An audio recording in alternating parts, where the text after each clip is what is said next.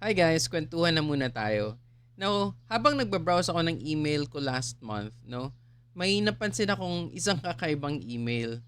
Kadalasan kasi guys, ang mga nag-email sa akin is for collaboration, no, Shopee, TikTok, mga different bills ng kung ano-ano and online jobs kasi nga virtual assistant din ako, no. So may isang email doon na nakatawag talaga sa akin ng pansin and nung inopen natin yung email, ang core logic ng email is humihingi siya ng trading advice kasi nga naiinis na siya sa kanyang sarili kasi panay daw siyang trade, no, pero panay talo rin siya. Minsan alam niya nang mali yung trading setup, pinapasok niya pa rin. Or minsan kahit nagte-technical analysis na siya, ang ending talo pa rin. Sabi niya pa sa email doon, "Sir, hindi ko alam yung iyong pangalan kasi diary ng trader lang yung lagi mong binabanggit. Nga pala ang pangalan ko guys is Raisin." Nilagay na natin dyan sa baba guys, okay? Diary ng Trader, Raisin. Yan po yung pangalan ko. Alright. Anyways, sabi niya doon, naiinis nga siya and humihingi siya ng advice kung ano daw ba yung dapat niyang gawin kasi na-frustrate na talaga siya, no? Unfortunately, hindi ko mapakita sa inyo yung email kasi natabunan na siya ng sobrang daming emails. Hinahanap ko kanina, hindi ko na mahanap. Sobrang tagal na siyang nagsend ng email and kanina ko lang talaga naisipang gawa ng content, no? Hindi ko pa rin siya na-replyan. Pero hopefully, no, kung sino man yung nag-send nun, sana mag-send ka ulit sa akin ng email or please message me sa Facebook or sa TikTok, no? Para mas doon tayo makapag-communicate, okay? Anyways, pag-usapan natin yung concern niya. And to be honest, guys, ganun din ako sa simula, okay? Hindi ko rin sinusunod masyado kung ano yung trading plan ko. Minsan nadadala rin ako ng FOMO. Minsan kahit wala akong makitang setup, nagte-trade ako. Or kahit na minsan na kahit pinag-aralan ko man yan, mag-technical analysis man ako, mag-support and resistance man ako, mag-Fibonacci man ako, ang ending, talo pa rin. Bakit ganun? So, tinanong ko yung sarili ko, ano ba yung problema? Bakit hindi ko magawang maging profitable pagdating sa trading? Okay? Now, I am sharing this one. Hindi ibig sabihin na profitable na ako, guys, ha. I am sharing this one kasi may nakuha akong lesson and nung in-apply ko siya sa sarili ko, na-realize ko na, uy, helpful pala itong ganitong process. Now, ipakita natin sa inyo. So ito guys yung ating trading journal, no? Kung mapapansin nyo dito guys, napakarami kong talo. 1, 2, 3, 4, 5, 6, 7, 8, 9. Okay? 9 losses. Compared sa wins lang natin, 1, 2, 3, 4, 5, 6. 6 lang yung wins. Pero bakit ang ending, panalo pa rin tayo? Okay? Ipakita pa natin dito sa baba. Okay? Dito last time, nung September, ito yung sinimulan natin yung ating strategy, no? Nung September, nanalo tayo ng $61. Nung October, panalo tayo ng $178. November, panalo ng $117. December, talo tayo ng $113. Ang ending, meron tayong $243 na naiuwi. Okay? Ngayon, sinisimulan na naman natin by January. Okay? So as of now, no, from January 1 up until January 21, ito na yung nagiging result ng ating trade. Kumikita na tayo ng $79, no? So am I profitable? Based dito sa nakikita natin, well, somehow, no, profitable ng konti dahil dito sa bagong strategy na sinimulan natin, no? Pero kung ito total mo yung mga previous days ko nung nagsimula ako mag-forex, for the past few months or for the past few years, panay talo yun guys, okay? Kaya kung i-compute mo yung talo ko, tsaka ngayon, hindi ko pa rin masasabi na profitable ako. Pero yun nga, nung in-apply ko itong bagong sistema, somehow, no, nagkakaroon ng improvement sa aking statistics dito. Now, ano ba itong trading strategy na ina-apply ko dito sa aking trades? Okay? Kasi kung mapapansin mo, hindi makalakihan yung ating win rate pero ang ending, panalo pa rin tayo. Bakit ganun? No, dahil yan guys, sa disiplina. Okay, pakita natin. No, dito guys, gumawa ako ng simple calculation lang, no. Ipagpalagay na lang natin na may 5,000 pesos ka. In Philippine peso na lang yung pag-usapan natin para mas madaling maintindihan. Now, sa 5,000 pesos mo daw, ang dapat na i-risk mo lang is 1% per trade. Okay? So ano ba yung 1%?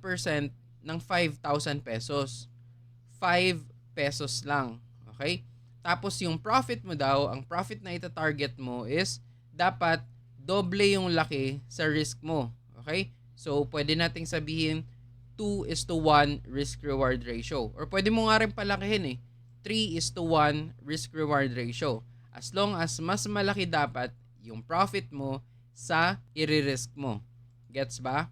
Alright. Now, ipagpalagay na lang natin. Sa 30 days na nagtitrade ka, 15 times kang nanalo. Okay? Pero, sa 30 days din na nagtitrade ka, 15 times ka ring panalo. 15 yung loss mo, 15 din yung gain mo. Pero kung ito total mo yan, okay dito, 5 pesos times 15 days, ang kinalabasan is 75. Okay? 75 pesos yung total loss mo. Pero yung panalo mo, 10 pesos times 15 days, ang kinalabasan is 150 pesos.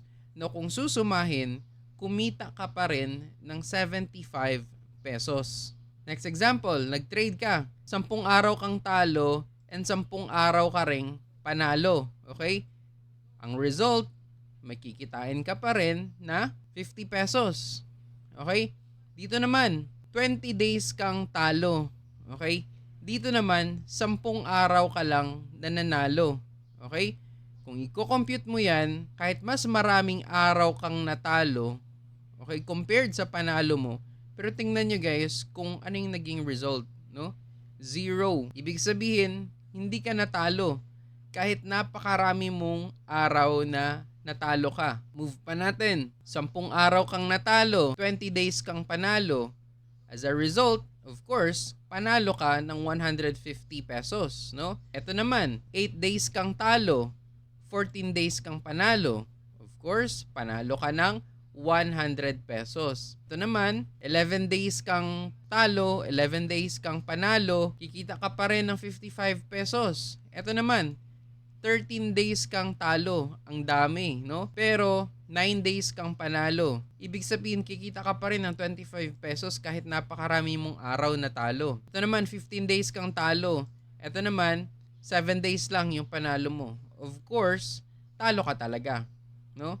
So, anong mapapansin natin dito? Ang dapat lang pala nating gawin is mag-stick tayo sa proper risk management, kumbaga. Dapat yung panalo mo ay mas malaki ng di hamak sa talo mo para kumita ka ng pera. Baka sabihin ng iba, sir, ganun lang ba? Kailangan lang bang ganyan? Hindi na ba dahil sa strategy? Hindi ba dahil sa support and resistance? Hindi ba dahil sa Fibonacci? Hindi ba dahil sa ganito ganyan?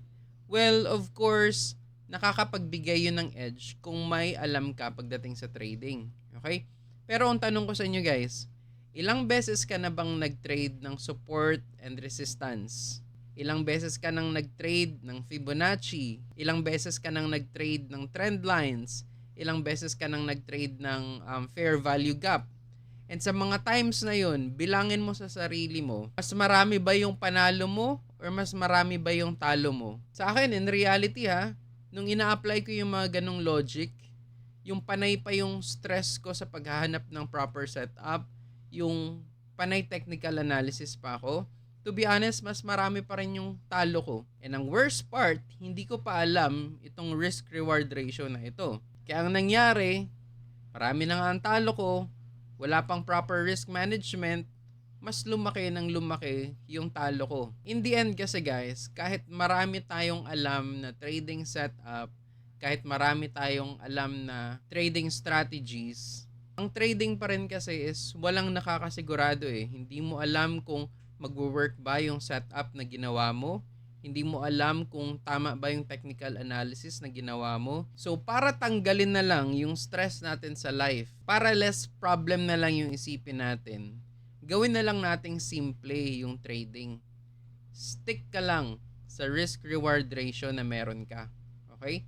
Kahit ano pa mang strategy yung gamitin mo, basta talo ka, talo ka. Basta panalo ka, panalo ka.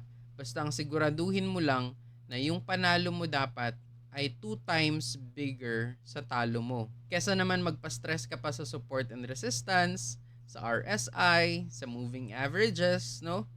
Pero in the end kasi, hindi pa rin natin sure, no? Anong magiging result nun? Tama ba yung support and resistance mo? Tama ba yung moving averages mo? Tama ba yung RSI? Hindi pa rin natin sigurado kahit man basahin natin yung mga yun. Pero isa lang ang sigurado, no? Kapag may proper risk management ka, slowly by slowly, makaka-recover ka. Katulad dito guys, 13 times kang natalo, 9 beses ka lang napanalo. Okay? Ang result, panalo ka pa rin in the end. Kasi nga, in-apply mo pa rin yung risk management mo. Kaya dun sa sender natin, ang may advice ko lang is, kahit anong trading setup yung gamitin mo, okay lang. As long as you stick sa risk management mo. Kailangan natin maging disiplinado. Hindi dapat tayo mag-revenge trading. Hindi dapat tayo maging greedy. Kasi in the end, yun yung nakakasira sa atin. Minsan alam na natin yung sagot Alam na natin kung paano maging profitable. Ang problema nga lang, hindi natin siya mai apply. Yun yung pinakamahirap, yung disiplina. Kahit gaano ka pa man kagaling mag-technical analysis, no? Hindi mo alam kung ano yung magiging takbo ng market. Pero kung may risk-reward ratio ka, hindi man natin alam ang magiging ending. Pero somehow, no, pwedeng makatulong yun sa'yo. Again, hindi ako nagmamagaling dito. Napakarami ko pang bigas na kailangang kainin and kailangang matutunan. Pero somehow, no, medyo nag-i-improve na tayo. Medyo lang, no, maliliit pa lang yung mga improvement na nangyayari sa forex journey natin. Okay, and I hope na mas mapanindigan pa natin ito, no. That's it for now. Thank you so much again for watching. Until next time, peace out.